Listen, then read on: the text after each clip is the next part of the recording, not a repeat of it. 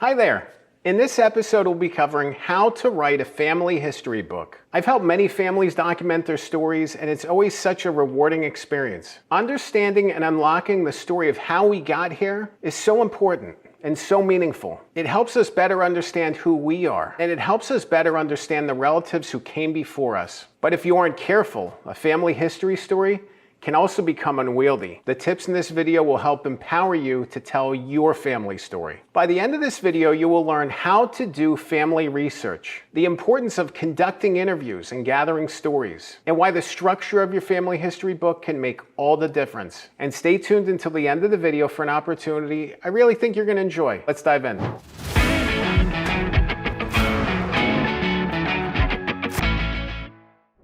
When you think of your family history, where do you begin? What is the story that you want to tell? You know, in some cases, you could go all the way back. You could go back to the 15, 16, 14, 1300s in some cases. Other times, it's limited. Sometimes the information isn't always out there for you to go much deeper on your family history. But at the same time, how deep do you want to go? How deep does the documentation go? And how much are you willing to explore that? There's so many different avenues and opportunities to consider. And I think a lot of times the importance is really narrowing that story. Maybe it's to 3 or 4 generations. Maybe it's to when your family came to America or when your family overcame this huge crisis. You know, the details of becoming, you know, what your family has become started at a certain point. You know, there's a lot of generations maybe where they were stuck and not really going very far locationally. Maybe they were just passing from one generation to the next. You know, maybe there's not a lot of details and information about that. You know, when I think about my relatives, and one side of my family, my father's side, actually has been in the United States since the 1700s, where my mother's side of the family came over through Ellis Island in the 1900s, early 1900s. So it's interesting thinking about the scope of those stories and what information I have on each side of the family.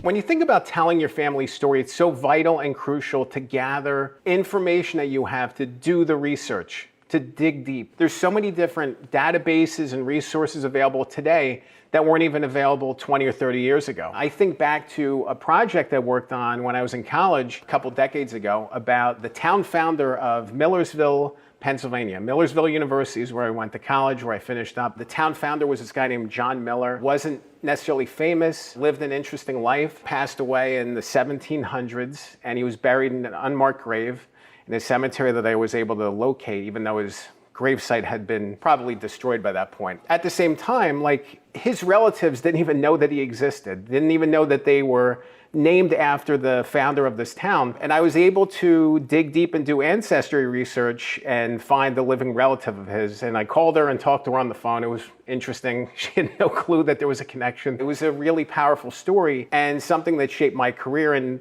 to family research. What was interesting about it was if I'd been doing that research today due to Ancestry.com, it would have taken me probably 10 minutes. What took me week after week of digging through genealogy research would have taken 10 minutes today. There's so much information out there available on Ancestry.com, on newspapers.com, and a lot of times it's about figuring out what the spellings are, figuring out how to find these records, because sometimes they don't always pop up right away. Sometimes they become available at different ways through different searches. So it might be a matter of using different spellings, looking up addresses, looking up relatives. I feel like there's these key relatives in each generation that kind of allow us to track the family, you know, where they went, what they did, you know, in city directories, in census records, in other reporting. It's really meaningful to be able to do that research, you know? On the flip side of that, when you're looking at slave research, and I've done that for a couple different projects lately, things get complicated. Things get very difficult, very fast. 1870 census is such an important and crucial document in US history because this is the first time that now freed slaves had been documented with actual names and locations. Up to that point, they had been listed in slave registries. So you had records of the slave owners, but not the actual slaves themselves in a lot of cases. So in 1870, that's where things start to change for African Americans in America. And in documentation purposes, it's so difficult to step back from that there's like a wall in a lot of cases. It's difficult to go beyond that. And some people have, and there are resources out there to dig deeper on those family lines, but it just gets complicated. There's always these gaps, there's always these struggles that pop up within these stories, and it's important to push through them as much as you can, and also to recognize sometimes that this is as far back as I can go. This is as deep as I can get on this, and this is where my entry point is. So you've done the digging, you've gathered the research, now what? Now you have to organize it somehow.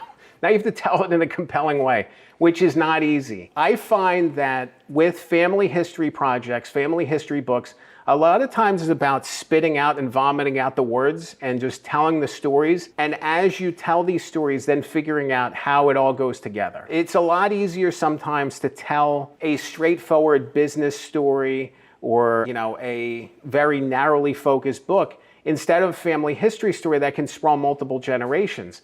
And it might be one section for one generation or one person, one section for another generation or another person. I think about a family history project I've worked on involving a family that's had a lot of success in business across the 1900s and early 2000s, and what it meant to tell that story. And we started with the coming to America in the early 1900s, and them getting established in America. We didn't really focus on what happened in Europe. Yeah, a little bit of context is good, but we didn't really start the story there. We started the story in America. Really kind of considered what that family story is. And we poured through different resources, gathered all the information we could, and provided historical context as well, because historical context matters as well. But once you get the words on the page, then it's like, okay, how do we organize this? How do we structure it? And it really requires you to really take a step back, explore it, kind of see what books have done it well, and kind of see like what organizational structure works. What's a movie or what's a TV show that worked well in this way, that was organized in a way that really drew you in. I think a lot of times, once you know what you have, then you can go and whittle it down and organize it. Through that process, it's so important to kind of take a step back and just explore what the deeper story is. What does this story mean on a broader level? Because each generation is facing different challenges, different opportunities, different obstacles. What can you learn from going 2 and 3 generations back? What do their struggles teach you about yourself and about your family and about your children and about the future? Those are the things that are so interesting for me when we think about connecting the dots.